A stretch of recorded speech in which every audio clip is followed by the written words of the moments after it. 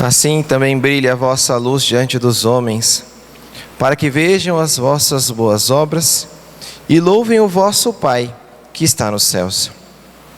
É assim, meus queridos irmãos, que nosso Senhor exorta o seu povo, ensina os seus discípulos sobre qual é a missão.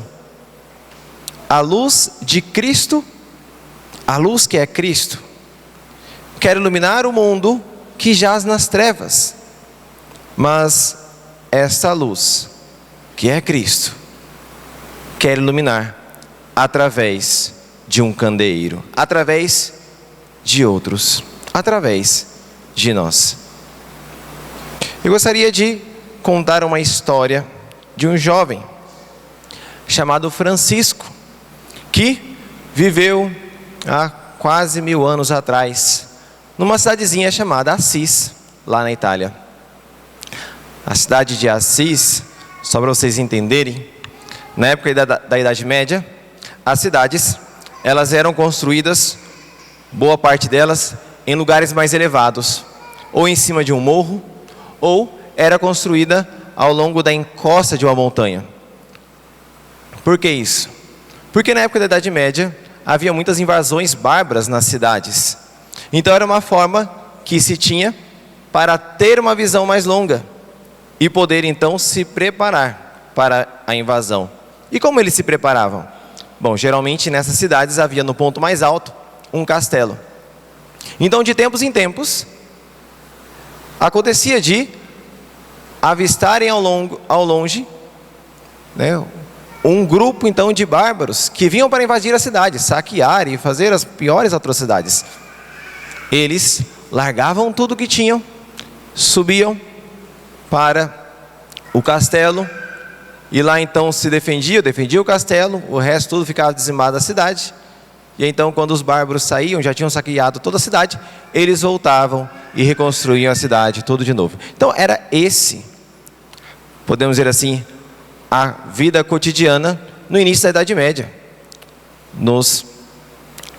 ali no povo europeu e em particular também em relação ali à Itália, ali em Assis.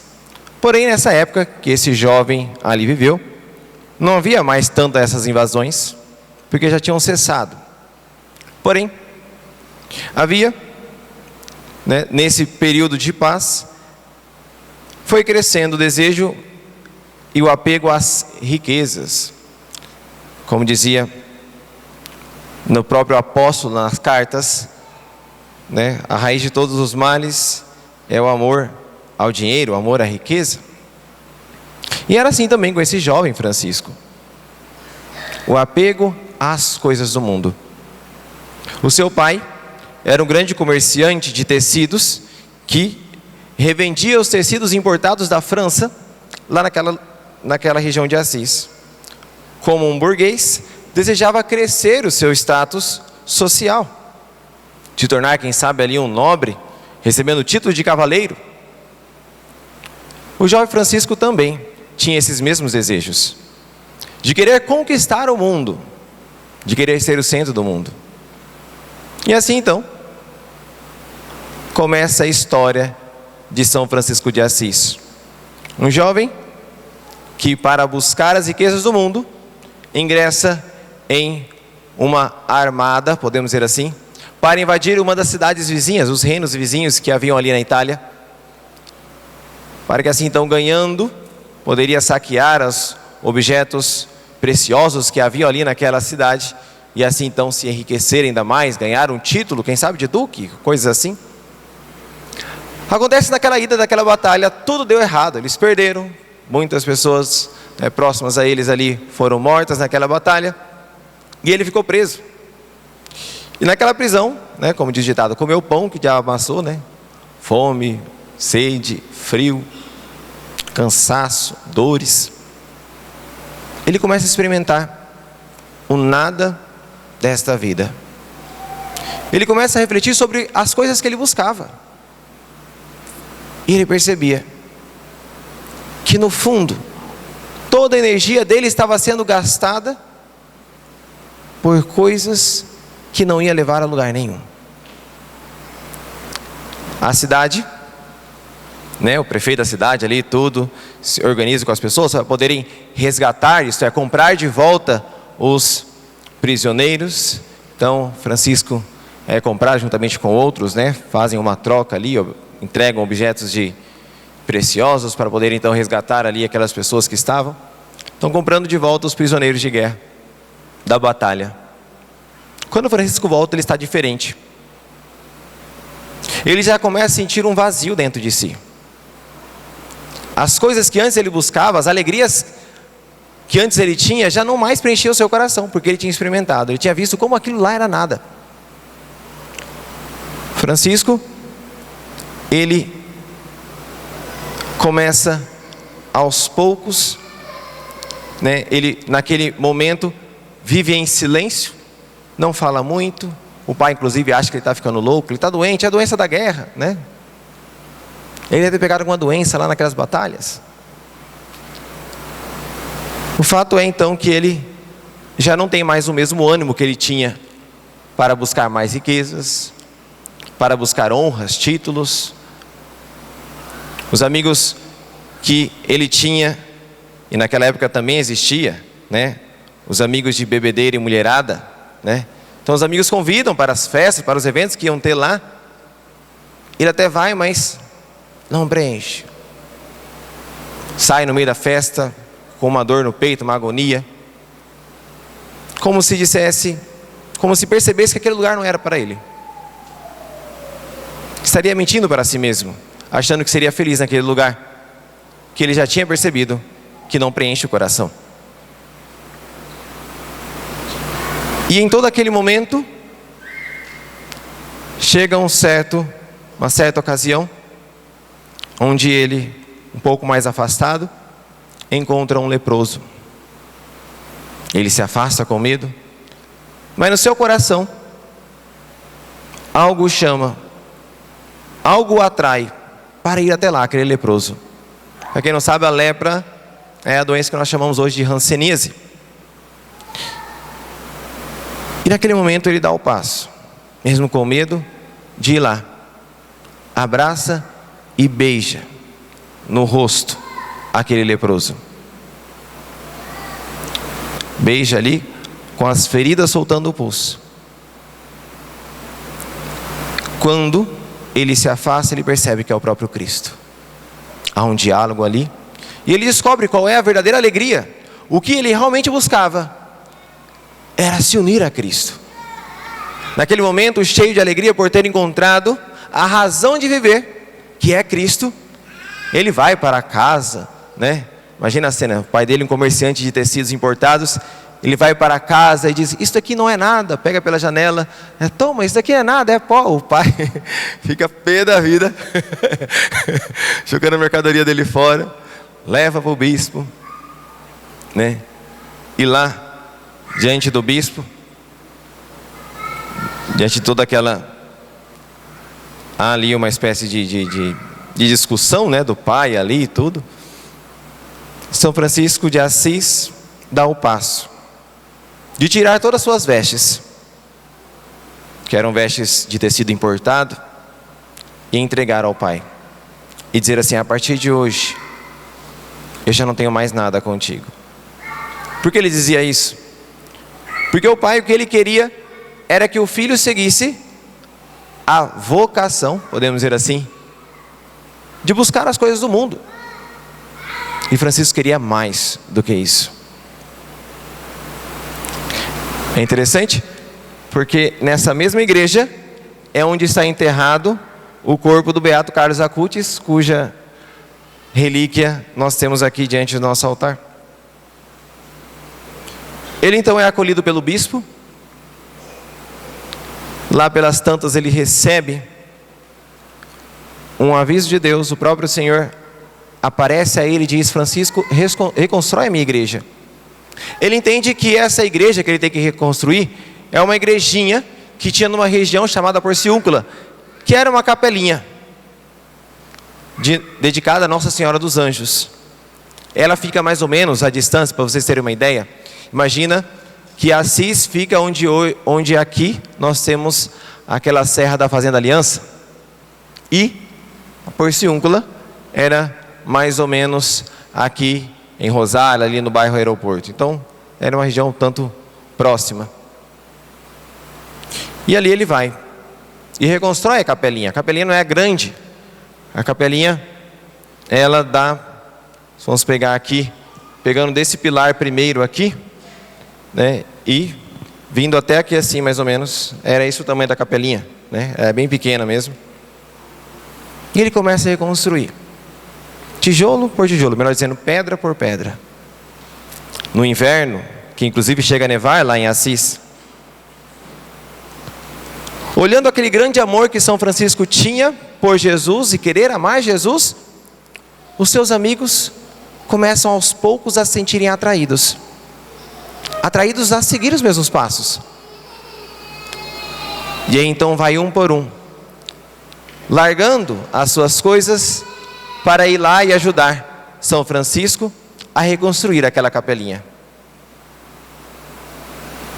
Aqui eu estou narrando a origem dos franciscanos, juntamente com Francisco de Assis. É interessante também, é legal, nós sabemos que esses amigos que iniciaram junto essa busca por amor a Deus, foram inclusive enterrados juntos lá em Assis. Tem lá o túmulo deles, todo um próximo do outro.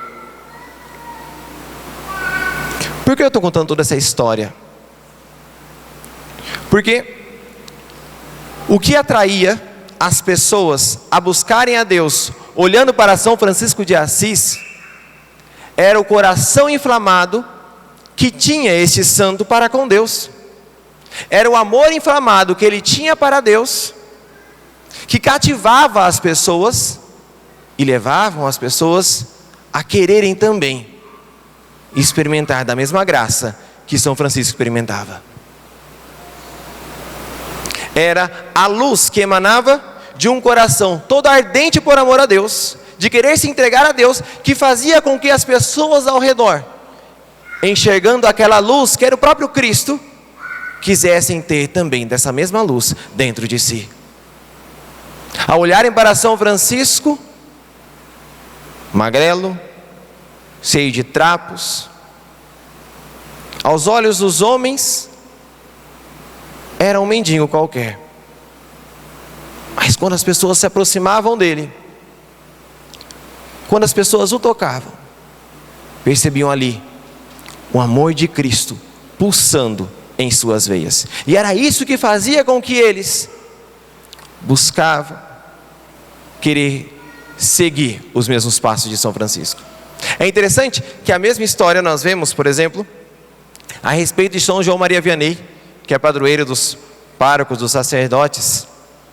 Certa vez, um senhor ateu, ao saber da grande leva de pessoas que iam a esta cidadezinha chamada Ars, lá na França, para ouvir as pregações deste santo, São João Maria Vianney, as pessoas iam lá. Ele, tão curioso, eu vou lá para saber o que é que atrai tantas pessoas. E ele era um jornalista, ele até relatava. Naquela época, não existia coisas básicas como existe hoje, como é a dentadura. São João Maria Vianney já era um idoso, já desdentado, não conseguia muitas vezes falar direito. Imagina, na época não tinha microfone, falando em francês, as pessoas mal entendiam o que ele estava pregando,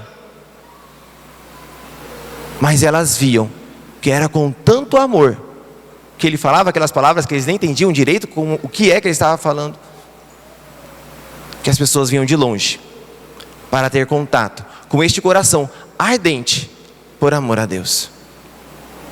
E é esta luz, este fogo, este coração ardente que leva as pessoas a Deus. Nosso Senhor diz hoje no Evangelho: ninguém acende uma lâmpada e a coloca debaixo de uma vasilha, mas sim num candeeiro onde brilha para todos que estão na casa. Nós recebemos a luz de Cristo no nosso batismo. Recebemos uma porção dobrada deste mesmo Espírito no sacramento da Crisma. Todos os dias nos alimentamos desta mesma luz na Eucaristia. Essa luz, meus queridos irmãos, que é o próprio Cristo, presente em nosso coração, não está aí para ficar debaixo de tantas outras coisas que nós buscamos, mas, pelo contrário, para estar no ponto mais alto de nosso coração, de tal forma que de longe as pessoas possam enxergar esta luz, como um farol, um candeeiro, que ilumina, uma lamparina, que fica no alto da sala e ilumina todo o redor daquela sala. Onde o Senhor quer chegar, Padre? Somente, meus queridos irmãos, o mundo conhecerá a luz de Cristo se nós emanarmos esta luz em nossa vida. O próprio Jesus diz para iluminar a todos que estão na casa. Nós temos que fazer a seguinte reflexão. Imagina que fosse Santa Teresinha do Menino Jesus, que recebesse, que morasse no lugar onde você mora, mãe, filha. A casa não seria diferente se Santa Teresinha do Menino Jesus estivesse no seu lugar? Se Santa Inês estivesse no seu lugar? Se Santa Rita de Cássia estivesse no seu lugar, não seria diferente o ambiente da casa? Com certeza o marido, os filhos teriam se convertido.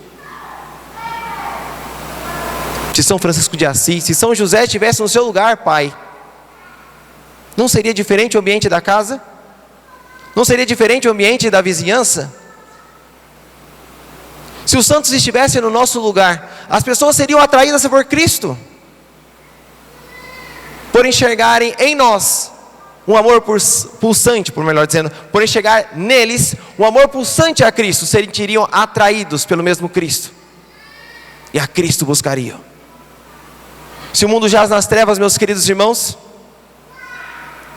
é porque nós ainda temos um coração dividido. E o que queremos pedir ao nosso Senhor hoje é a graça de um coração novo, porque o Senhor somente salvará a nossa família se nós amarmos a Deus de todo o coração. O Senhor somente salvará a nossa vizinhança se nós nos doarmos a Deus de todo o coração. O Senhor somente salvará essa cidade se nós, que todos os dias recebemos a Cristo, se nós tivermos um tal amor por Cristo, que Cristo fale através de nós, que Cristo toque através de nós, que Cristo olhe através de nós, que Cristo viva através de nós. Nós só teremos uma cidade renovada, uma paróquia, nós só teremos uma família renovada se tivermos pessoas desejosas de terem um coração novo. Neste dia, com grande alegria, nós celebramos a missa de envio desses nossos dois irmãos, filhos aqui de nossa paróquia, que têm esse desejo de querer amar mais a Deus. Lembro uma vez da fundadora do movimento Focolares, Chiara Lubich, onde uma vez, ela já era uma senhorinha, foi chamada para pregar para os seminaristas. E ela, na pregação aos seminaristas, ela dizia: você sabe qual é a meta de vocês aqui no seminário? A meta de vocês aqui não é ser padre. A meta de vocês aqui é ser santo, é ser todo de Deus, e através disso seguir a vocação sacerdotal. Digo a vocês, meus queridos jovens que aqui estão, nunca se esqueçam, a meta de vocês não é ser padre, a meta de vocês é serem santos. É a mesma coisa que dizia a mãe de São João Bosco, quando ele foi entrar no seminário. Melhor dizendo, quando ele acabou de receber a batina, ela dizia o seguinte: se for para ser um mau padre, então eu prefiro que você nem seja padre, seja um simples camponês, porque melhor sendo um simples camponês buscando e amando a Deus, do que sendo padre e não amar a Deus de todo o coração. Logo mais nós faremos a oração sobre os nossos jovens, Eu gostaria de colocar também nessa oração toda a nossa juventude, para que tenha esse mesmo desejo por amor a Deus. Independente da vocação, nós nunca podemos esquecer que nosso chamado é para o céu. Que possamos, meus queridos irmãos, hoje, receber de tal forma a graça e a luz de Cristo, que de tal forma essa luz de amor ilumine e inflame o nosso coração, a ponto de nos tornarmos verdadeiras tochas vivas em meio a este mundo de escuridão. Para que assim então, aquelas pessoas que estão perdidas, encontrem em nós o caminho do céu. Somente corações ardentes são capazes de aquecer corações frios. Se o mundo hoje, repito, ainda não enxerga a luz, não é porque a luz não está, mas porque as lâmpadas estão escondidas. Abramos o nosso coração, deixemos que a graça e a luz de Cristo assumam o topo de nossas prioridades e possamos viver de verdade aquilo que rezávamos na procissão, na aclamação ao Evangelho. Buscar em primeiro lugar o reino de Deus e a sua justiça. Que o Senhor nos dê a graça de termos corações novos, para que as nossas famílias sejam renovadas. Seja louvado nosso Senhor Jesus Cristo.